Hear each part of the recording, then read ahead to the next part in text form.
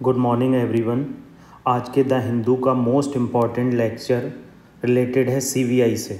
CBI के बारे में हम जानेंगे, ऑल अबाउट सीबीआई, मतलब हम सीबीआई के बारे में एक एक चीज़ को जानेंगे। देखो कॉन्टेक्स्ट क्या है, कॉन्टेक्स्ट आपसे डिस्कस कर लेता हूँ। क्या हुआ 2003 से पहले, 2014 से पहले एक्चुअली क्या होता था, जो सीनियर ब्यूरोक्रेट्स होते थे, यहाँ पर सीनियर ब्यूरोक्रेट लिखा हुआ है, मगर जो जॉइंट सेक्रेटरी लेवल से ऊपर होते थे, तो सीबीआई को इन्वेस्टिगेट करने के लिए उनको सेंट्रल गवर्नमेंट की परमिशन लेना पड़ती थी। मगर सुब्रमण्यम स्वामी केस में क्या हुआ, सुब्रमण्यम स्वामी केस में सुप्रीम कोर्ट ने कहा कि आपको सेंट्रल गवर्नमेंट से परमिशन लेने की ज़रूरत नहीं है, क्योंकि ये राइट टू इक्वलिटी के अगेंस्ट है, आर्टिकल 14 के अगेंस्ट है। आप किसी भी केस से रिलेटेड, जैसे आम आदमी से सिचुएशन को सॉल्व किया जाता है, आम आदमी का केस सॉल्व किया जाता है, वैसे ही जॉइंट सेक्रेटरी का केस भी सॉल्व होगा। तो इससे रिलेटेड ये कंटेक्स्ट है। मगर क्या हुआ है, रिसेंटली सुप्रीम कोर्ट ने क्या किया है, ये बताया है कि आप जो है इसमें बिल्कुल भी परमिशन लेने की ज़रूरत नहीं है, आप कभी भी रिट्रोस्पेक्टिवली कर सकते हैं। देखो क्या हुआ, ये रिट्रोस्पेक्टिवली इफेक्ट वर्ड यूज़ हुआ है। यहाँ पर क्या हुआ कि किसी ने केस किया कि उससे पहले के जो केसेस हैं, मतलब जो वर्डिक्ट आई, उस वर्डिक्ट से पहले के जो केसेस हैं, मान लो 2014 में वर्डिक्ट आई और 2014 के से पहले केसेस 2003 2011 के केसेस हैं, क्या उनके लिए हमें सेंट्रल गवर्नमेंट की परमिशन लेना पड़ेगी? मगर यहाँ देखो एक वर्ड हुआ है रेट्रोस्पेक्टिव इफेक्ट, मतलब इस केस का रेट्रोस्पेक्टिव इफेक्ट होगा, आपको पहले के केसेस में भी सेंट्रल गवर्नमेंट से परमिशन लेने की ज़रूरत नहीं है। समझे? मतलब मैंने आपको बता दिया कि रेट्रोस्पेक्टिव इफेक्ट का मतलब होता है जब सुप्रीम कोर्ट वर्डिक्ट देती है तो उस तरह के केसेस उस डेट से पहले भी जो वर्डिक्ट दी गई है उसके अकॉर्डिंग सुलझाए जाएंगे, ना कि जो प्रोसीजर चला आ रहा था उसके अकॉर्डिंग। पुराना प्रोसीजर समाप्त हो जाएगा, नया प्रोसीजर स्टार्ट हो जाएगा। तो यही कंटेक्स्ट है। तो आज हम सीबीआई के बारे में प्रॉपर जानेंगे। आप हमारे चैनल को ज़्यादा से ज़्यादा लाइक कीजिए, कमेंट कीजिए और सब्सक्राइब कीजिए। सीबीआई जो है इसको हम अभी डिस्कस कर लेते हैं, फिर इसको पूरा एलोबरेटली डिस्कस करेंगे। कोई भी आर्टिकल अगर आपको लगता है छूट रहा है तो आप हमें कमेंट बॉक्स में बताइए, और कोई भी आर्टिकल छोड़ते नहीं हैं, हम इसे फ्यूचर के लेक्चर में ऐड कर लिया जाता है, क्योंकि हम एलोबरेटली नोट्स बनाते हैं ताकि आपकी कोई चीज़ छूटने ना पाए। चलिए सीबीआई के बारे में जान लेते हैं। देखिए सीबीआई क्या है। पहला पॉइंट सीबीआई में ये है कि ये प्रीमियर एजेंसी है। प्रीमियर एजेंसी क्या होती है? मतलब जो सेंट्रल गवर्नमेंट यूज़ करती है एजेंसीज को, उनका मतलब करप्शन केसेस को सॉल्व करने के लिए यूज़ किया जाता है।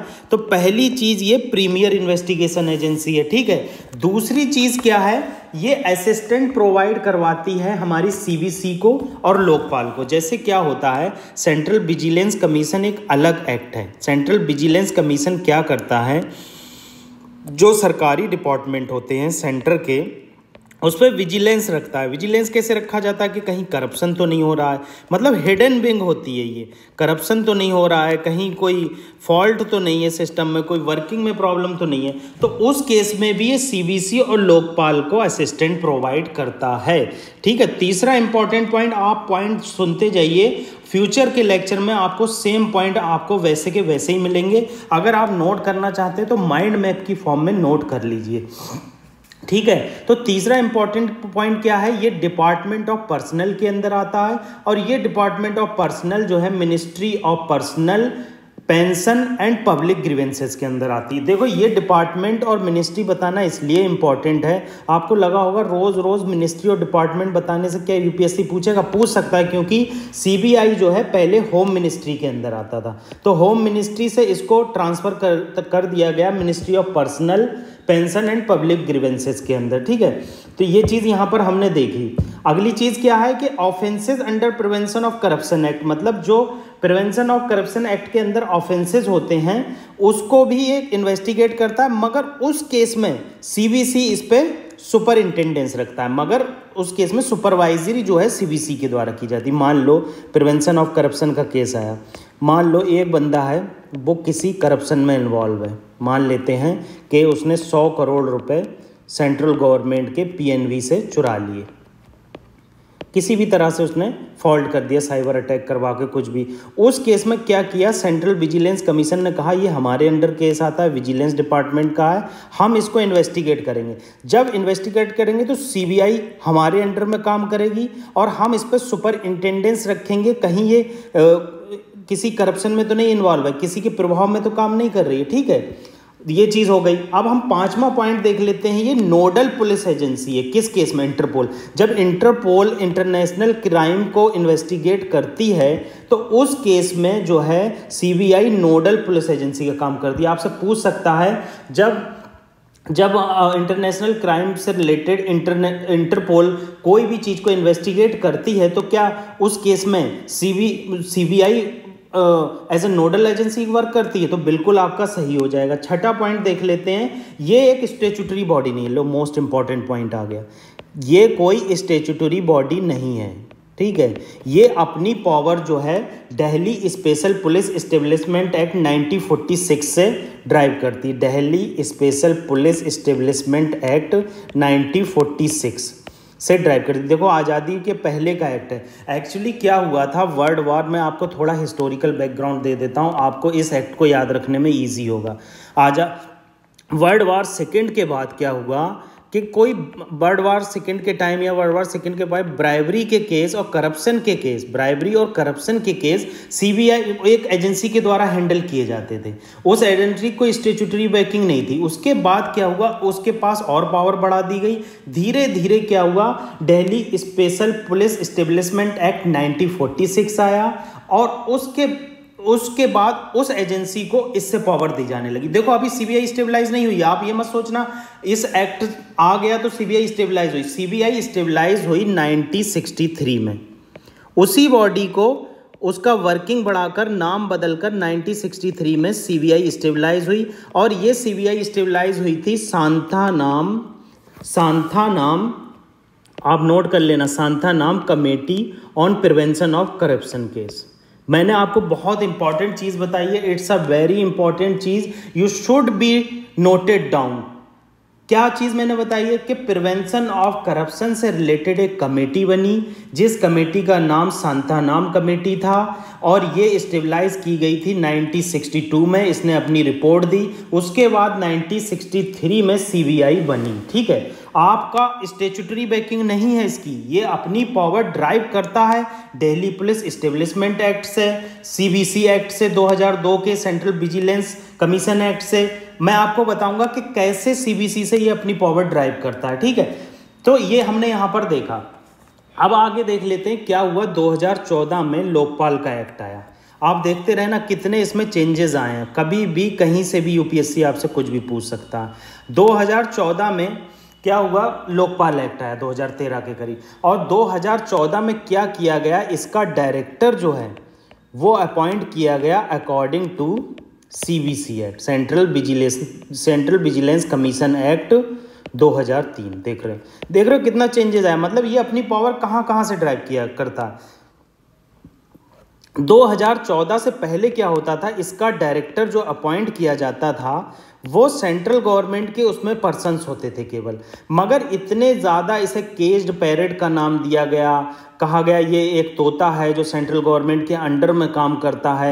ये बहुत स्टेटमेंट फेमस हुआ, caged parrot by the supreme court. इसके लिए फिर एक कमेटी बनाई गई, जैसे अभी सुप्रीम कोर्ट ने इलेक्शन कमीशन ऑफ इंडिया की वर्डिक्ट दी थी, कहा था इलेक्शन कमीशन ऑफ इंडिया के जो चीफ इलेक्शन कमिश्नर हैं उसको अपॉइंट करने के लिए चीफ जस्टिस ऑफ इंडिया होंगे, लीडर ऑफ अपोजिशन होंगे और प्राइम मिनिस्टर होंगे, तो उसको सेंट्रल गवर्नमेंट ने बदल दिया।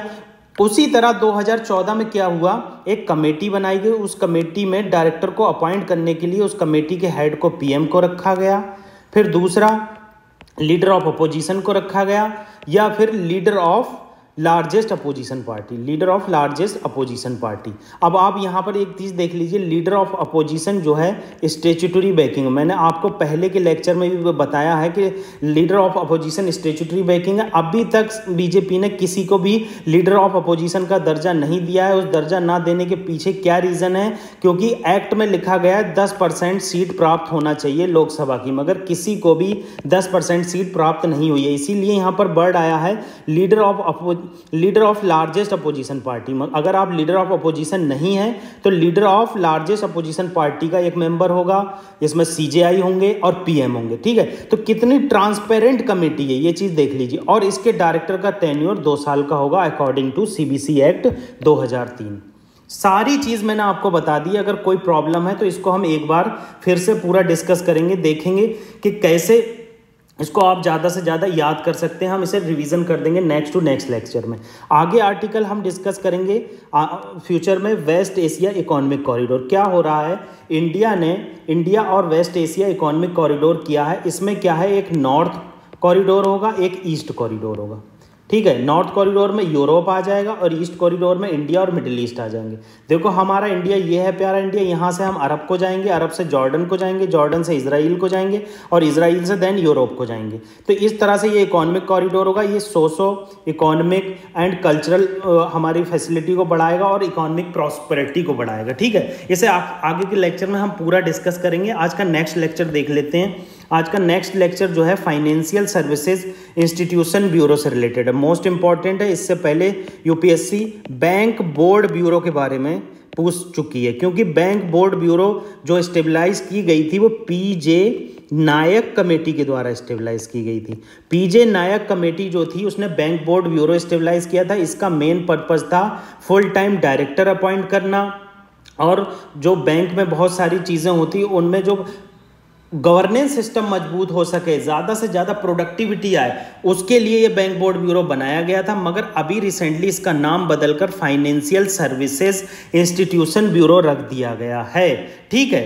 तो अभी यहाँ पर कंटेक्स्ट क्या है कि फाइनेंशियल सर्विसेज इंस्टीट्यूशन ब्यूरो ने न्यू चीफ सिलेक्ट किए हैं general insurance corporation of India के और नेशनल इंश्योरेंस कंपनी के, ठीक है।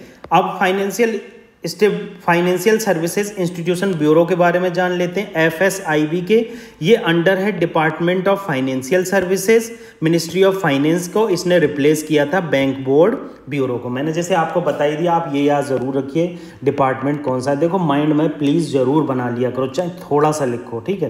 कंपोजिशन देख लेते हैं। देखिए इसके कंपोजिशन में चेयरमैन होते हैं जो नॉमिनेट किए जाते हैं सेंट्रल गवर्नमेंट के द्वारा, एक्स ऑफ यू मेंबर होते हैं बहुत सारे, सेक्रेटरीज होते हैं, डिपार्टमेंट पब्लिक एंटरप्राइजेज के बहुत सारे मेंबर होते हैं, सेवरल पार्ट टाइम मेंबर भी होते हैं।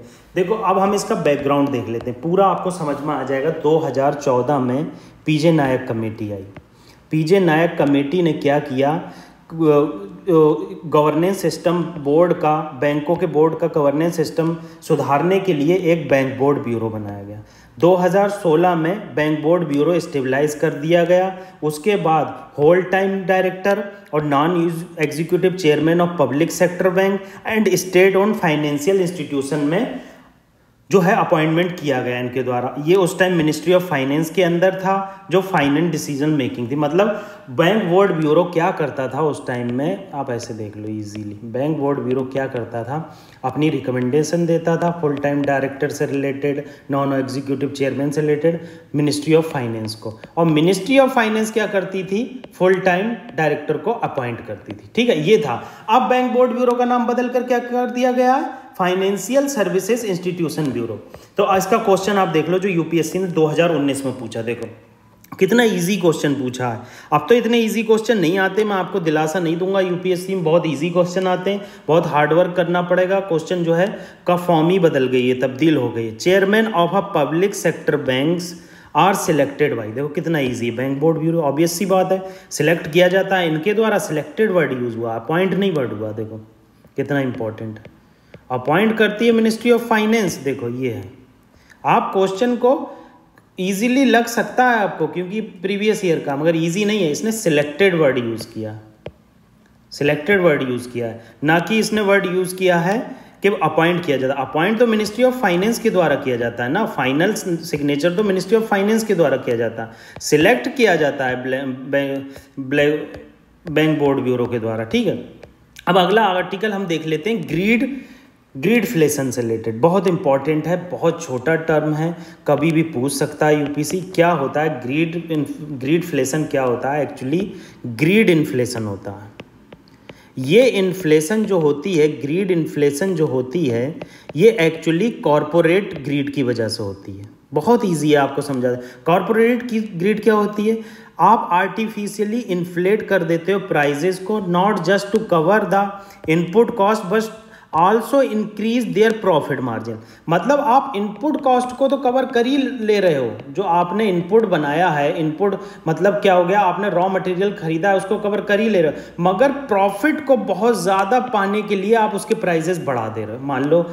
मान लो एक मोबाइल का कवर बनाया, बहुत अच्छा महंगा कवर बनाया, ऐप मान लो कोई कंपनी है बहुत महंगी, हम किसी कंपनी का नाम नहीं ले सकते, कवर वो बना भाई 500 रुपये का, मान लेते 500, मगर प्रॉफिट को बढ़ाने के लिए रख दिया उसका 5000 दाम। आपको कंपनी का नाम भी याद आता होगा। ऐसी कंपनी है जो जिसका कवर आपको देखने से लगेगा 2 कौड़ी का है, मगर उसका दाम कितने का होगा? 5000 का। 2 महीने में वो पीला पड़ जाएगा। ठीक है, अगला आर्टिकल देख लेते हैं, ग्लोबल कॉम्पिटिटिवनेस इंडेक्स से रिलेटेड है। ग्लोबल कॉम्पिटिटिवनेस इंडेक्स क्या है? पहली बात तो ये चीज़ जान लीजिए, ग्लोबल कॉम्पिटिटिवनेस इंडेक्स दिखाती है हम कितने कॉम्पिटिटिव हैं। ठीक है, कि किसी मार्केट में किसी कंट्री से किस तरह से हम compete कर सकते हैं। तो इसमें क्या चीज़ इंपॉर्टेंट है, किसके द्वारा पब्लिश की गई? आप IMD याद रखिए। IMD क्या होता है? International institute for management development. ठीक है, टॉप थ्री कंट्री कौन थी इकोनॉमिक कंपटीशन में? Denmark, Ireland and Switzerland. इनकी लोकेशन आप ज़रूर देखना। आप हमेशा क्या करिए, जब करंट अफेयर पढ़िए तो एक कंट्री की डेली लोकेशन देखिए, आपको ज़रूर याद होगा। हम इनिशिएटिव स्टार्ट कर देंगे, और रिसेंटली हम क्या ये इनिशिएटिव स्टार्ट कर रहे हैं मेंटरशिप से रिलेटेड। जिसे मेंटरशिप चाहिए वो अपने कमेंट बॉक्स में हमें कमेंट करे ज़्यादा से ज़्यादा, तो हम उसको मेंटरशिप के लिए एक लिंक प्रोवाइड करेंगे, उस लिंक के थ्रू आपसे हम बात करेंगे। ठीक है, आप हमें कमेंट करेंगे तो आप तक हम ज़रूर पहुंचेंगे। ठीक है, इंडिया की जो रैंकिंग है इसमें ड्रॉप हो गई है, 14 पोजीशन आ गई है। ये चीज़ इंपॉर्टेंट है। 3 मेन मेजर्स क्या हैं जिससे ये जो इंडेक्स है ग्लोबल कॉम्पिटिटिवनेस इंडेक्स जिससे डिफाइन होती है? पहला क्या है? एक्सचेंज रेट स्टेबिलिटी, मतलब जो एक्सचेंज रेट है, अपने रुपये का एक्सचेंज हो रहा। कंपनसेशन लेवल, मतलब कंपनसेशन जो दिया जाता कंपनी को। Improvement in pollution control, pollution control में क्या किया, ये इंपॉर्टेंट है, ये शुड बी नोटेड दिस।